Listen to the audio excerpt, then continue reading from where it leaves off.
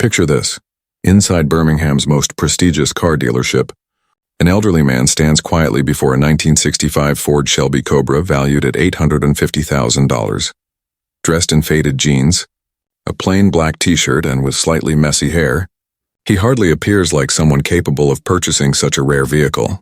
The gallery owner subtly tries to escort him out, while nearby customers exchange dismissive looks.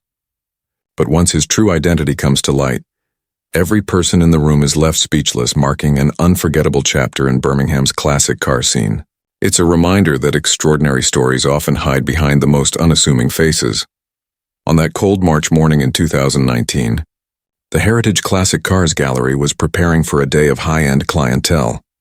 The owner, Marcus Wellington, a 52-year-old Eton College graduate, had built his career over 3 decades in luxury car sales. He prided himself on instantly recognizing serious buyers. The showroom itself was a picture of refinement. Mahogany-paneled walls, glittering crystal chandeliers, and polished Italian marble floors.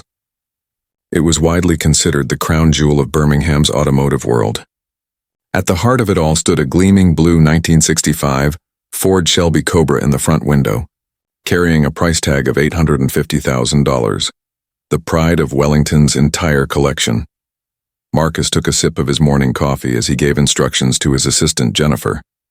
"Only serious collectors can afford this Shelby, Jennifer," he said. "People like members of the royal family or well-known business figures. That's the level of clientele it's meant for." Jennifer, a 28-year-old Birmingham University graduate, listened quietly. Though she disagreed with Marcus's elitist attitude, she preferred not to challenge him. "Yes, Mr. Wellington, I understand," she replied softly. At exactly 10:30, the gallery's large glass doors opened. The man who entered was far from what Marcus had imagined. He wore faded jeans, a black t-shirt, a worn leather jacket, and had shoulder-length hair despite appearing to be in his 70s. His face carried the deep lines of Birmingham's working class, and behind his glasses, his eyes reflected quiet curiosity. Marcus's gaze dropped to the man's scuffed cowboy boots, and he sighed inwardly. Another window shopper, he thought. When Jennifer rose to welcome the visitor, Marcus quickly stepped in front of her. "I'll take care of this, Jennifer," he said politely, though his expression revealed subtle disdain. He believed people like this didn't belong in such an upscale showroom. "Hello," the elderly man greeted in a thick Birmingham accent. His voice was calm and pleasant. "I'd like to see the Shelby." Marcus wasn't impressed by his manner of speech. The working-class accent irritated him, though he hid it behind a courteous tone. "Which Shelby are you referring to, sir?" he asked, his words polite but detached, almost patronizing. "The 1965 Cobra," the man answered, pointing toward the display window. "The blue one." As his eyes rested on the car, a spark of youthful wonder lit up his face. Even after years spent in the public eye, the sight of this machine still stirred him. The gleaming chrome bumpers, timeless curves, and iconic Shelby emblems. Everything about it seemed flawless. Marcus studied the man from head to toe, his expression unchanged. "Sir, this vehicle is a rare collector's piece," Marcus explained. "Only 348 were ever built, and this one is among the few remaining. The price reflects its exclusivity." His tone carried an unspoken warning. The elderly man smiled, deepening the lines on his weathered face. It was the kind of calm, confident smile of someone who had performed before massive crowds countless times. "I'm curious about the price," he asked politely. Marcus grew more cautious. Usually visitors like this lost interest the moment they heard the figure. $850,000, Marcus replied, pausing to gauge his reaction. "Payment in full. You'll also need professional assistance for insurance, upkeep, and restoration." Most people would have been stunned or walked away, but the man simply nodded. "That's a fair price," he said evenly. Marcus was taken aback but still doubtful. From her desk, Jennifer watched the exchange, growing uneasy about her employer's behavior. His condescending attitude went against the gallery's supposed principle that every visitor deserved equal respect. Still, she remained silent. "Sir," Marcus continued, now adopting a superior tone, "this car is meant for serious collectors only, and handling it requires special driving experience." His words implied, "You wouldn't know how to drive it," but the elderly man didn't seem discouraged. He slowly began to circle the vehicle, inspecting the hood and checking the wheels. Each careful movement showed the confidence of someone deeply familiar with classic cars. 27 big block engine, 485 horsepower, 0 to 60 in about 4.2 seconds, he said smoothly. Side oiler engine, aluminum block, Weber carburetors. Marcus frowned slightly. The man clearly knew what he was talking about, far more than he expected. How do you know all that? Marcus asked skeptically. The man smiled faintly. I've had a good relationship with cars in the past, he replied. Still do, actually. By now, other customers had noticed the exchange. Charles and Victoria Peaton, a wealthy couple in their 60s dressed in fine Savile Row suits, were observing from across the room. Charles, a retired banker, whispered to his wife, "What are people like this doing here? Standards must be slipping." Marcus began to worry the scene could affect the gallery's image. "Sir," he said carefully, "perhaps you'd be more comfortable visiting another showroom. Our clientele is somewhat exclusive." Then, adopting a procedural tone, he added, "If you still wish to see this car up close, I'll need to verify your identification first, and also your financial details, bank references, income verification. It's standard policy for purchases of this scale." The elderly man paused, his eyes glinting with quiet amusement. "My financial status? That's an interesting question," he said with a hint of irony. At that moment, two new customers, James and Sophie Richardson, a young couple from the tech industry, entered the gallery to view some vintage Porsches. They too noticed the scene and whispered among themselves. "Strange," James muttered. "You don't usually see people like him here." He said his name so casually that it took a moment for it to register. From the corner of the room, 25-year-old Danny Peterson, who had been waiting quietly, suddenly gasped, "Oh my God, are you Ozzy Osbourne?" Danny, a music student from Birmingham University who also worked part-time at a family friend's classic car restoration shop, had stopped by the gallery by chance that day. Every head turned, first toward Danny, then to the elderly man. Marcus froze, his mouth slightly open. Standing before them was none other than the legendary frontman of Black Sabbath, the godfather of heavy metal himself, Ozzy Osbourne. "Yes, son," Ozzy replied with a warm smile toward Danny. The ease in his tone reflected over 5 decades of stage experience. "I came to buy the Shelby. Thought I'd surprise Sharon.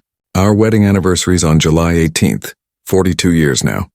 Hard to believe she still puts up with me." Marcus was speechless. Moments ago, he had dismissed this man, unaware that he was speaking to one of the most iconic musicians in history. Ozzy Osbourne, whose records sold over 100 million copies, who had won multiple Grammy Awards and who had been inducted into the Rock and Roll Hall of Fame. "Mr. Osbourne," Marcus stammered, his face flushed. I'm terribly sorry. I didn't recognize you. It's an incredible honor." His tone carried a mix of panic and embarrassment. Ozzy waved his hand dismissively and smiled. "No worries, mate. I always dress like this," Ozzy said with a grin. "Sharon's always telling me, 'Ozzy, why don't you dress properly?' But this is what I'm comfortable in. I'm 70 now. I'm not trying to impress anyone anymore." Laughter filled the gallery, breaking the tension instantly. Danny stepped forward, full of excitement. "Mr. Osbourne, I grew up listening to Black Sabbath.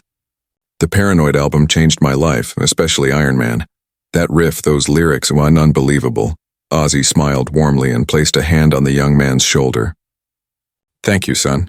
When we recorded that album in 1970, we never imagined it would have such an impact. Tony Iommi's riffs, my vocals, most of it was improvised. We finished the recording at Regent Sound Studios in just 12 hours. He paused briefly, eyes distant with memory.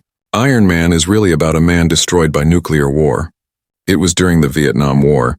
Young people were dying, the world was on fire, and we used music to rebel.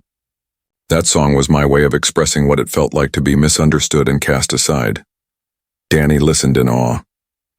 Marcus, now trying to regain composure, asked politely, "Mr. Osbourne, would you like to test drive the car?" His tone had changed completely, now respectful and eager. Ozzy chuckled.